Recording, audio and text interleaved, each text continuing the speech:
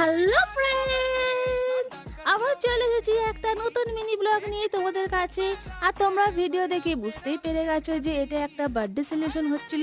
হ্যাঁ, অবশ্যই একটা নয় কিন্তু দুটো মানে ডাবল বার্থডে সেলিব্রেশন করা হয়েছিল। একটা শাশুড়ি মা, একটা আমার বরের। ওরা একই মান্থে জন্মেছিল, তাই আমরা ঠিক করেছিলাম একটা দিন ঠিক করে আমরা দুজনেরই বার্থডে সেলিব্রেশন করব। আর এই ছোটে ওস্তাদ পুরো একদম বার্থডে পার্টিটাকে জমিয়ে একদম ক্ষীর করে দিয়েছিল। আর প্রচুর মজা করেছি আমরা। আর কেক দুটো খেতে কিন্তু সেই ছিল, সেই মানে দারুণ খেতে ছিল কেক দুটো।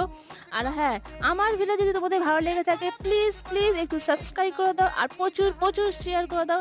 আমার ভিডিও দেখতে তোমাদের কেমন লাগে অবশ্যই কমেন্ট করে জানাতে ভুলবে না।